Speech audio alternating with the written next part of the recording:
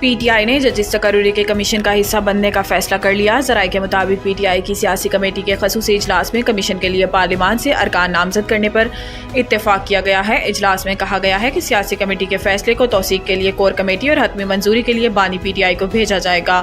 Commission میں حزب اختلاف کی نمائندگی کے لیے 2 ناموں کا اعلان بانی پی ٹی آئی کی منظوری کے بعد ہوگا۔ پی ٹی آئی رہنما شیخ وقاص نے کہا کہ P T I legal committee کے سربراہ سلمان اکرم ہے، وہ کسے لیگل ٹیم میں رکھتے ہیں، کسی کو نہیں رکھتے، اس پر کسی کو کیا اعتراض ہے۔ انہوں نے مزید کہا کہ فیصل چودھری قابل احترام ہے، مگر انہیں بانی پی ٹی آئی اور بشرا بی بی کے کسی کیس میں وکیل نہیں رکھا گیا۔ بانی پی ٹی آئی کہہ چکے ہیں کہ ان کے خاندان سے کوئی بھی سیاست میں شامل نہیں ہوگا۔ آئی ایم ایف پیکج کے بعد پاکستان کو دیگر عالمی مالیاتی اداروں سے بھی فنڈز کی راہ ہموار۔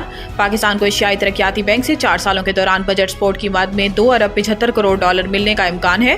حکومتی ذرائع کے مطابق پاکستان کو رواں مالی سال ایشیائی ترقیاتی بینک سے $80,000 بجٹ سپورٹ کی مد میں ملنے کا امکان ہے، جبکہ اگلے 3 مالی سال کے دوران پاکستان کو ایشیائی ترقیاتی بینک سے سالانہ $65 کروڑ بجٹ سپورٹ ملنے کا تخمینہ لگایا گیا ہے۔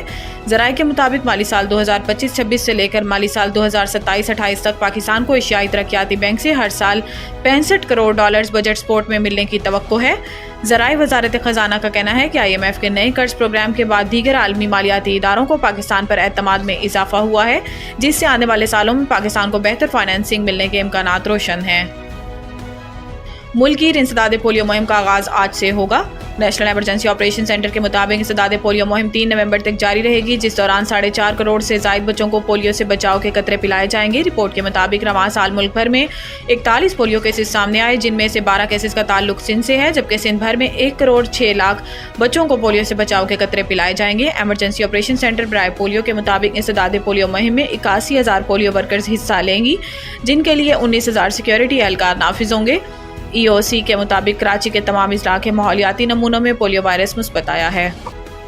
عالمی مارکیٹ میں خام تیل اور گیس کی قیمتیں گر گئیں، کتنی کمی آئی؟ عالمی منڈی میں خام تیل اور گیس کی قیمتوں میں کمی آ گئی ہے۔ غیر ملکی خبر ایجنسی کے مطابق عالمی منڈی میں تیل کی قیمتیں 5% تک گر گئی ہیں اور برطانوی خام تیل برینٹ آئل $73 فی بیرل پر فروخت ہو رہا ہے۔ میڈیا رپورٹس کے مطابق امریکی خام تیل WTI $68 فی بیرل کی سطح پر موجود ہے۔ دوسری جانب عالمی گیس کی قیمت میں 3.5% کمی ہوئی ہے۔ غیر ملکی خبر ایجنسی کے مطابق گیس $2.47 فی MMBTU میں فروخت ہو رہی ہے۔